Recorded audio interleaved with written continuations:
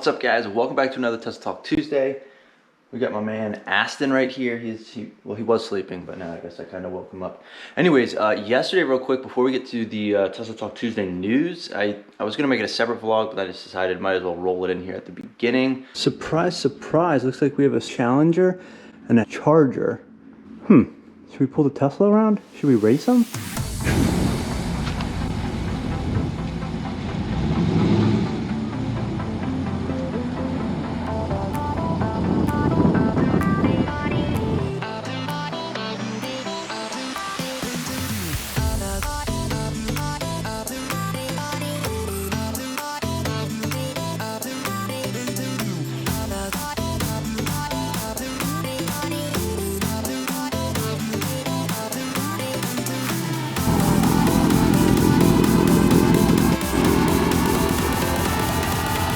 They were taking pictures. I guess this is a good spot to get pictures in my neighborhood. I asked if they could take a snap or two of my car. I don't think they have any idea what I'm about to roll up with. My crazy Tesla. So we're gonna go see if we can get like a pic or two. And I'm actually late for meeting some friends with dinner. So we're literally heading like 5 feet away just to get some pictures and see how this goes. Oh, and thank you so much to the guys. I'll link their Instagrams or whatever right here. So if you guys want to check out their cars and stuff, here we are, some weird ass back road. All right, well we got some quick pics there.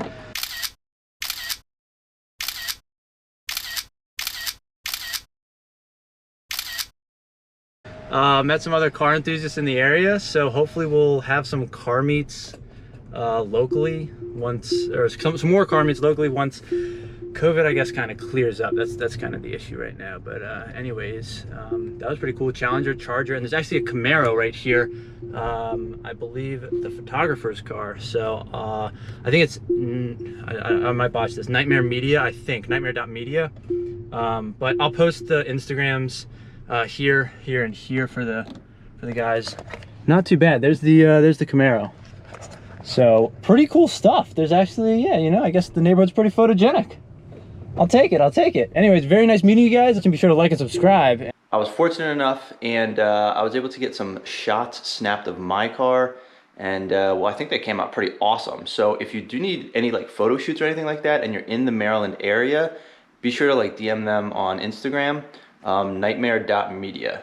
I believe. I hope I'm saying that right. Either way, it's gonna be on the screen right here. It was nice to meet you guys. Hopefully I'll see you guys at Katie's, Potomac, Hunt Valley, Horsepower, Annapolis, Cars and Coffee, anything like that, once the season starts picking up, because, well, it's obviously been pretty slow. Anyways, on to Tesla Talk Tuesday stuff, because, well, it's Tuesday, and that's what you guys are here for. Also, happy Cinco de Mayo, and hopefully you guys had a good May 4th. May the 4th be with you.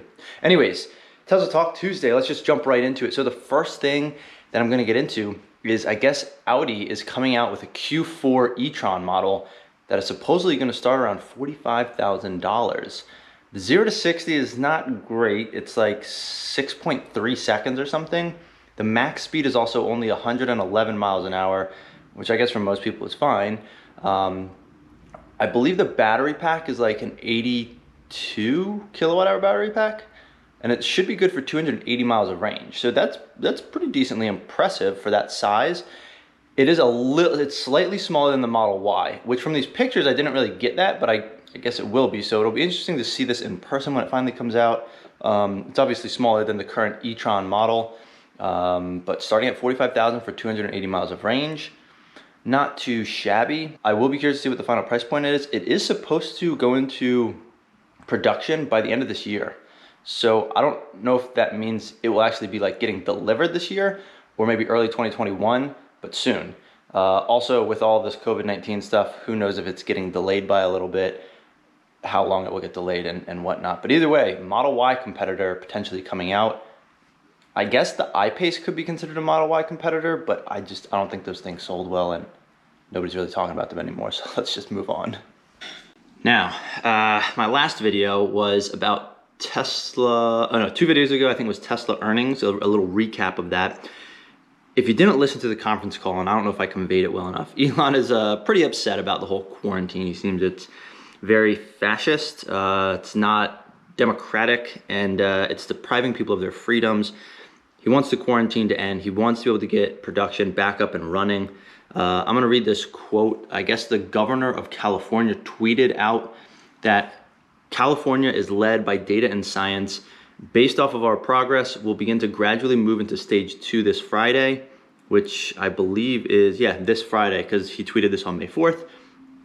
So by the end of this week, some sectors where there's a low risk of transmission will be able to adapt and reopen with modifications. This will include some retail and manufacturing / logistics. So we'll see what that means. Maybe Tesla can reopen their plants with taking certain precautions, like taking people's temperature when they come in, wearing masks and gloves, which usually you do anyways in like manufacturing plants. He does go on to add on to that tweet saying, what does this include? Places like clothing stores, florists, bookstores, sporting goods stores, all with curbside pickup. What does this not include at this time? Places like offices, people can continue to telework. There's really no reason to go in if you can continue to telework. Restaurants, seated dining, and shopping malls. So I guess we'll see how that fits in there. We'll see if the gigafactories can get back up and running in California, and they can start building more cars, because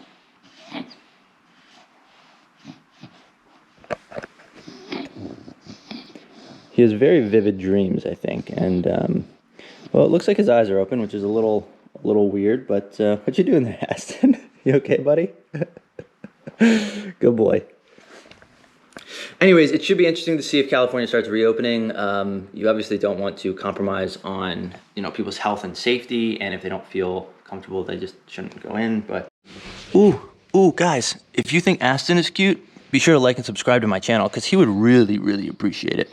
Speaking of Tesla, which is what this is about, Tesla might be getting into, well, I guess it's not really new, but so we've known that they deployed this giant battery in Australia, and that battery is called the Tesla Big Battery. So they deployed this in Australia, and then there's this cool interface that I'm looking at. I'll put it up on the screen here, but basically they've come out with this product called an auto bidder, and you can just Google this, and they have like tesla.com/support/auto bidder.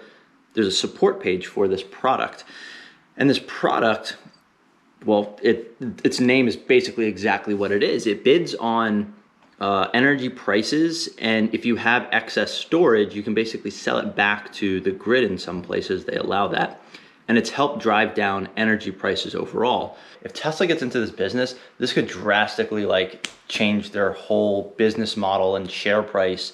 I mean, Tesla stock could shoot up. Just, you know, that's potentially millions or billions added to the bottom line from this system. How it will actually work going forward, you know, it's kind of yet to be seen, but it is very interesting. So it talks about how it can, so this talks about multiple value streams. They include wholesale markets, including energy, ancillary services and capacity, transmission and distribution level grid services, renewable firming and shaping, bilateral contractual agreements, and other portfolio needs. And then in wholesale markets, auto bidder includes participation in the following are regionally applicable: day ahead markets, real-time markets, and continuous markets. So it's quite interesting stuff for them to be able to get into this. If you don't own Tesla stock, you might want to. We'll see how that plays out. I did just go on and design some solar panels. So I put in like my average energy price, and the solar panels are $26,500. Yeah. And then it says estimated 25-year savings, $27,311. So it's going to take me 25 years to basically offset the cost of the solar panels. That's a long time. I don't know if that's worth it right now. If those prices came down, I might consider it, but like it doesn't seem to make sense. On top of that, if I wanted Powerwalls to then store energy in order to be able to like charge my car at night, or just store the energy for like a power outage or something like that, it recommends 3 Powerwalls for a total of $17,500. Woo.